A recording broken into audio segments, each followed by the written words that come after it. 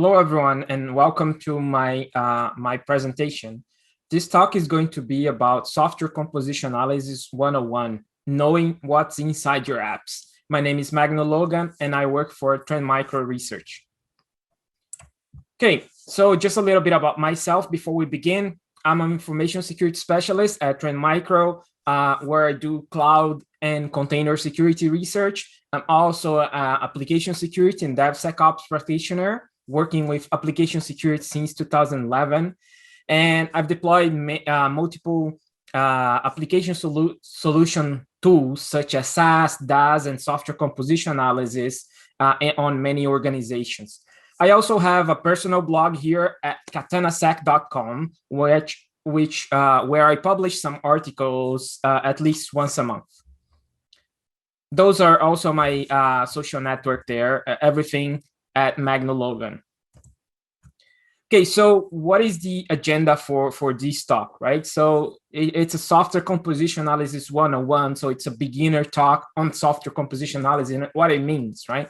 So we're gonna talk about what is SCA, what is an SBOM, right? Why should you worry about it? Also some supply chain attacks that are related to SCA, some best practices and some tools.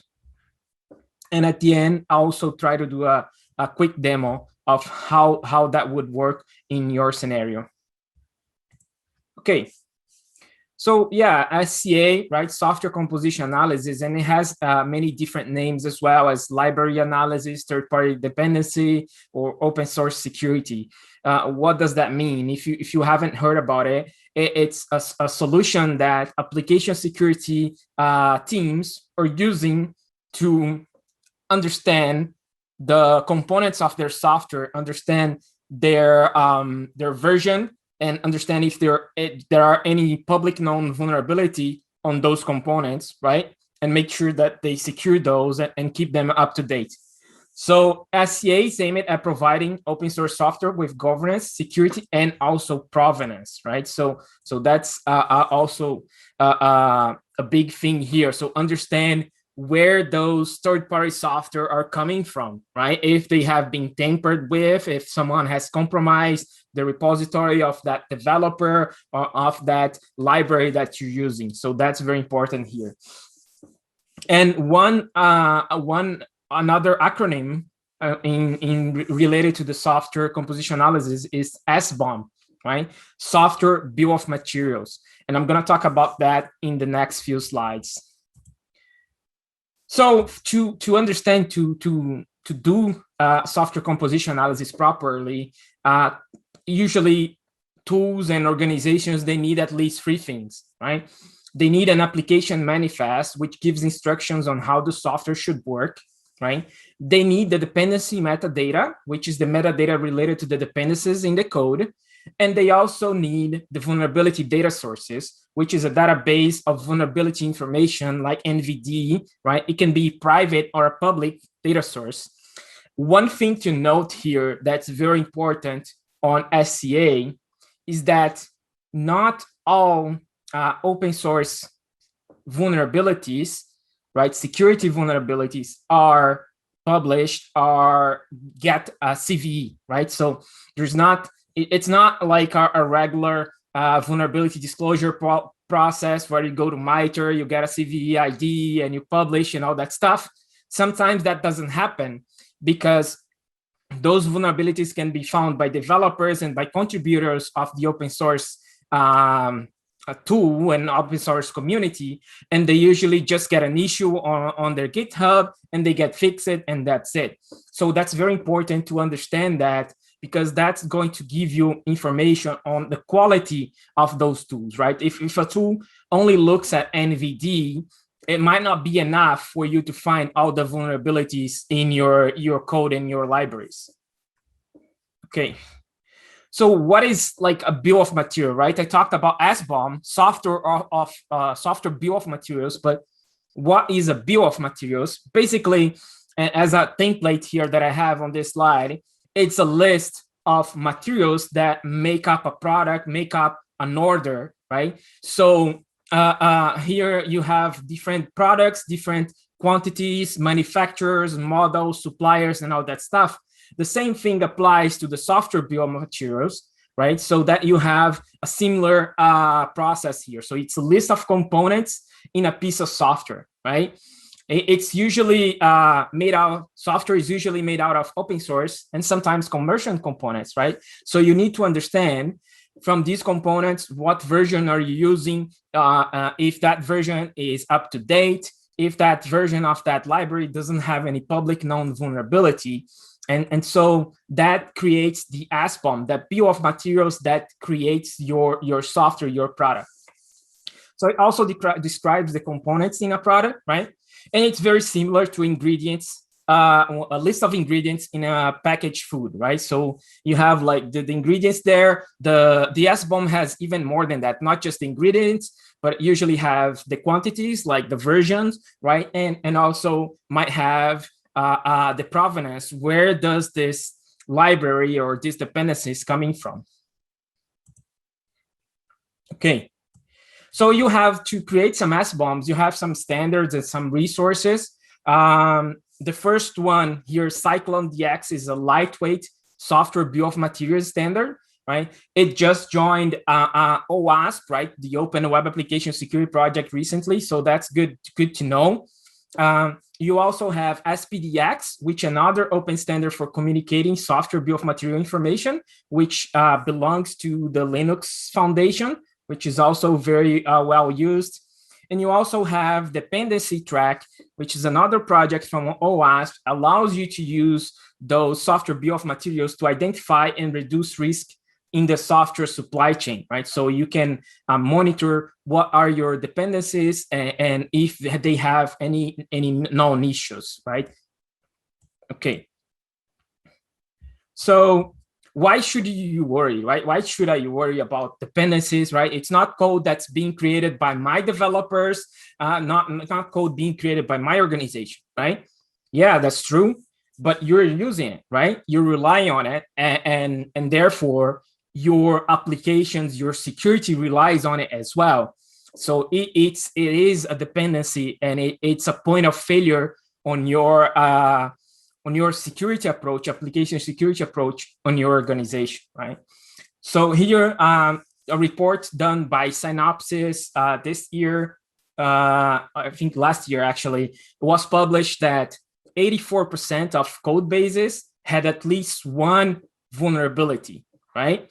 And with an average of 158 per code base. So that's 158 vulnerabilities in dependencies, right? In the libraries and dependencies of that software. That's a lot, right? Even if they are not just all high and all critical, that's a lot of vulnerabilities. And on the right side here, we have a graph that shows the average of open source components per application, right? In 2016, we had an average of 84. And last year, 2020, we now have an average of 528. So that's a lot of dependencies and libraries to keep track of and make sure that they are up to date, they haven't been compromised and all that stuff, right? So you have to be very careful with that.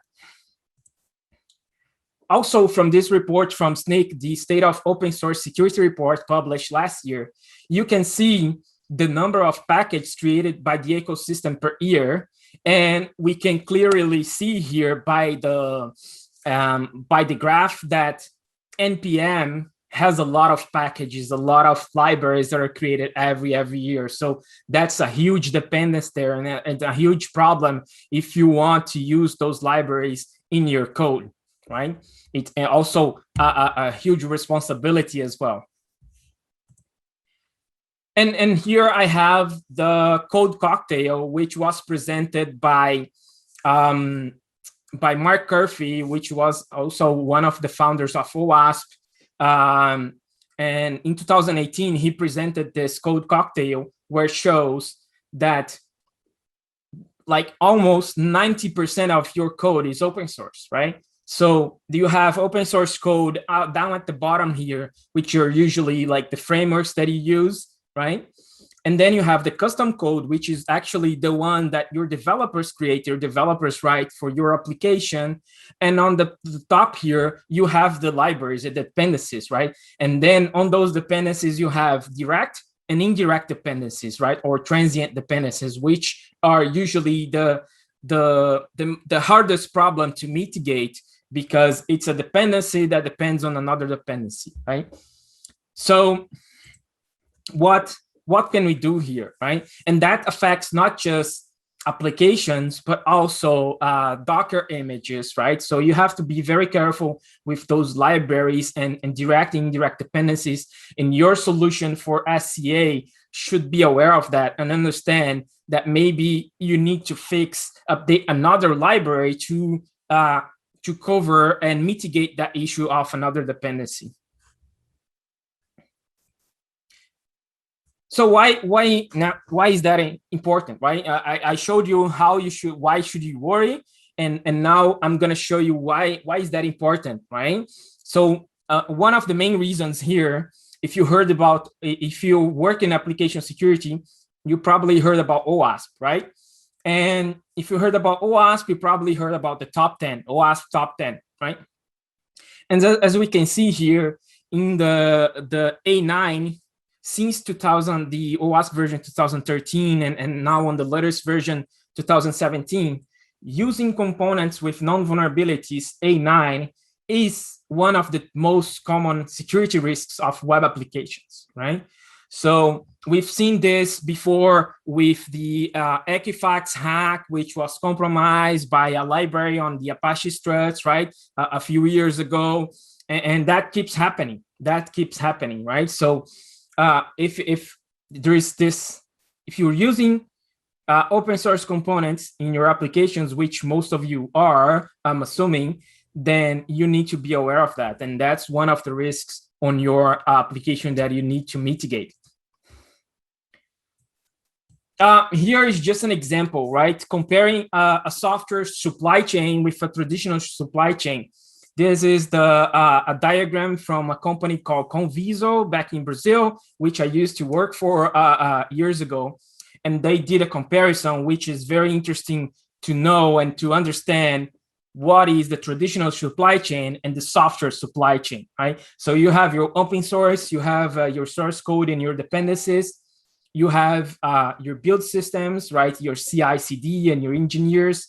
Then there's the network and communication between those, right? The application repository, right? It could be an artifact repository, it could be image registry, right? And your deployed systems, right? So you have many different steps that your code in your application goes through where they can be compromised. So you need to be very aware of that as well.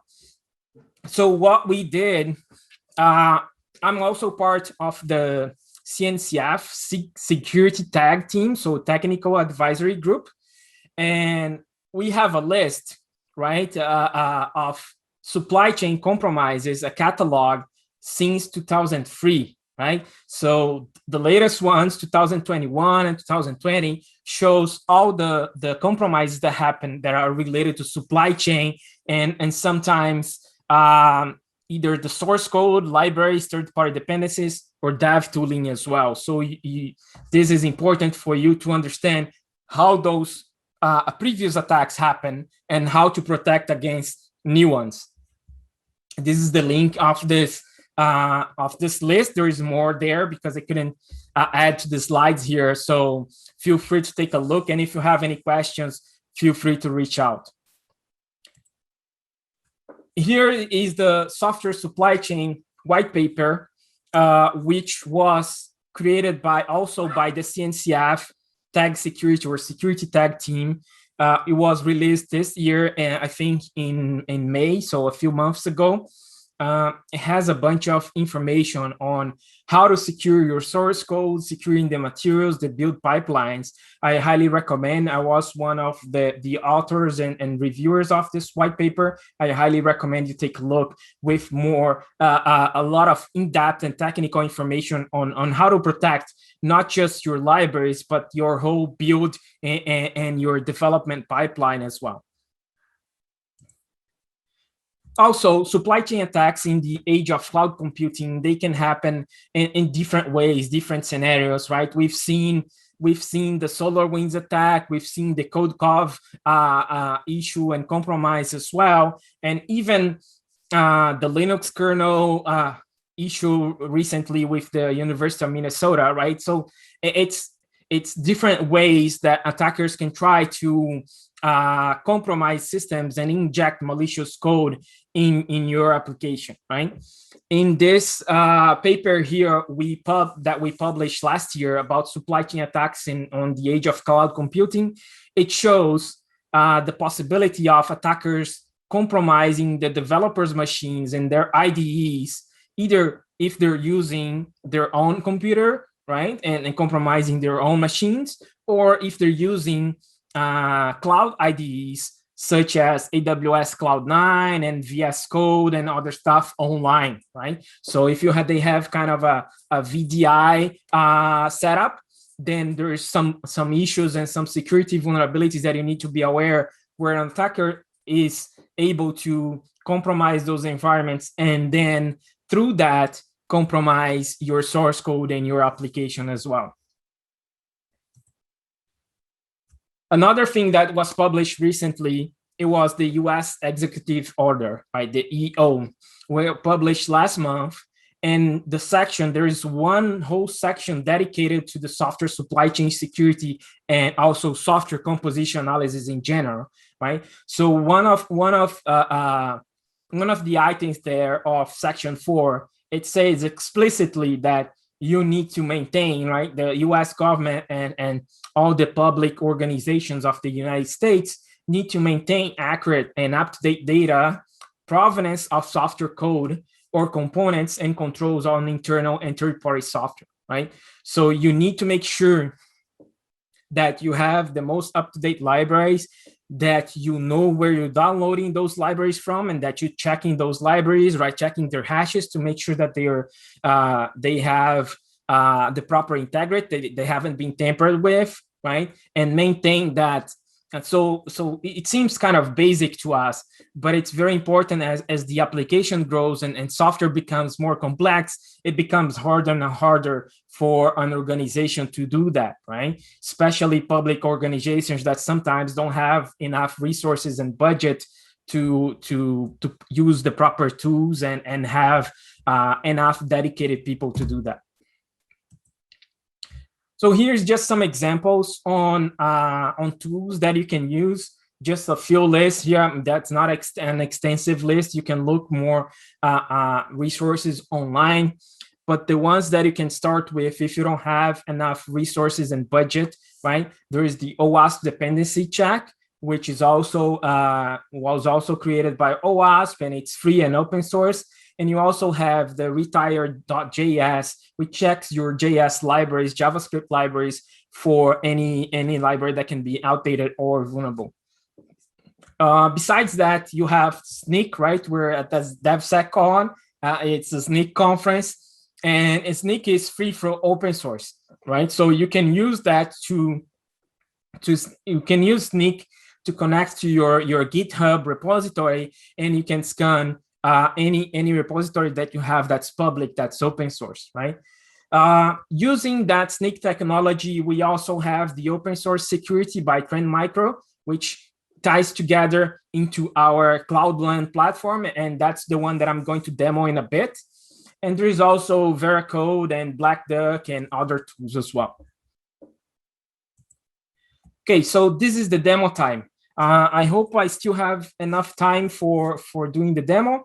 And basically what we're going to do, right? We're going to check into a repository using the open source security by Snyk and Trend Micro, and just run a simple scan to evaluate the libraries and vulnerabilities in that source code. Okay, let me just move to my demo.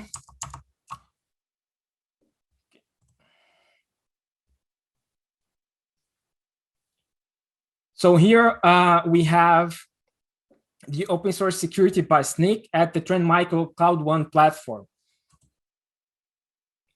Just here, it's an integration, right, between Snyk and Trend Micro. just a quick demo on showing, and this open source, this scanning that I'm going to do is on an open source project.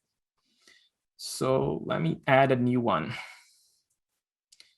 So basically, what the first thing that you want to do when you start using Snyk or the open source security by Trend Micro, you need to do an integration, right? So you need to connect that with a repository, a source code repository of your choosing, right? To import that, so Snyk can read that data and scan it, right? I already have my GitHub configured here, so I don't need to do that. So I can add a new project here. Let's see. I can go to GitHub, right? And I have many different open source here, so might take a while. I know I fork a lot of projects, right? So it's fine. Let's see if I can search here, search by name. Yeah, Java goof trends. So I'm going to use this application that's hosted on my GitHub that I forked it, and I'm going to use that to scan through Snyk.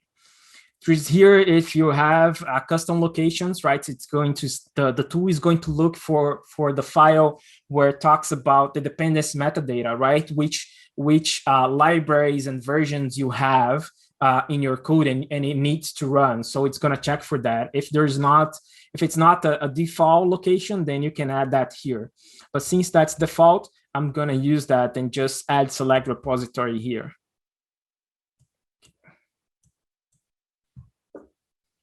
Okay, now that I added, right, the open source security is importing that project and start scanning. And as we can see, quickly detected some issues here. And I can see that there's 46 high vulnerabilities and 44 medium vulnerabilities, right? So I can view the report here, and it has a kind of a dashboard. Let's see if it's going to show me here. Might be still loading the information. So let me go to dependencies for now. And I can filter it here by any status. Let's see, just order here by number of vulnerabilities, right? Oh, I can see here, these are some of the dependencies that I have in my code, in my repository, and I can see that where this version was less, but I can see the current version, right, which I'm using, for example, 2.3.20. I can see what is the latest version of this library, right, which ideally I should update to the latest version if possible, right, if it doesn't break any changes. That's the latest publication, the latest version of that library. So that's when this latest version was published, right? And here I have the vulnerabilities, right? So 20 high vulnerabilities and 2 medium. We also can see the licensing, right? I didn't talk much about it, but licensing is also important, because if you're breaking the software license, there can be issues, legal issues regarding that, right? If you're using open source for commercial reasons, and you're not sharing the code, or depending on the license, you're not following the software license as well. So you need to be aware of that. Yeah, so it shows here the dependencies of issues, right? We can see other libraries as well, right? And that already gives us, this is the bill of materials, right? This is basically the components that make up my software, my application, and I can quickly see which ones are most vulnerable and which ones I need to focus first to fix those vulnerabilities, right? Let's see, issues.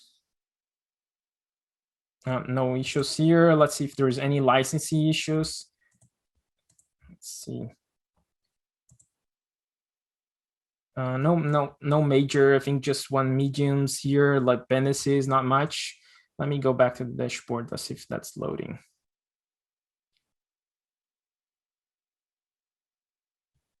Not yet. Okay, that's fine. Yeah, so we can see how easy it is for someone to just start using open source security and Snyk and quickly import their projects and start scanning them, right? And finding those vulnerabilities, right? I'm sure there are many other features that we could show here, but there's not the goal of this presentation and there's not enough time. So I'll just pause here and go back to my presentation to finish, and then I'll open up for questions, and I'll be available also on the chat and during the conference during the whole day. Okay, so yeah, we did the demo, right? We showed here how it works, how it's important to check for your dependencies and your libraries, check for not just their versions, right? If they're up to date, also if they have public known vulnerabilities, but also the licensing, it's also important, and you might face any kind of legal issues if you break software licenses, right? So yeah, that concludes my presentation. Here are some references. I'll be published in slide after this talk. And thank you very much. Yeah, thank you.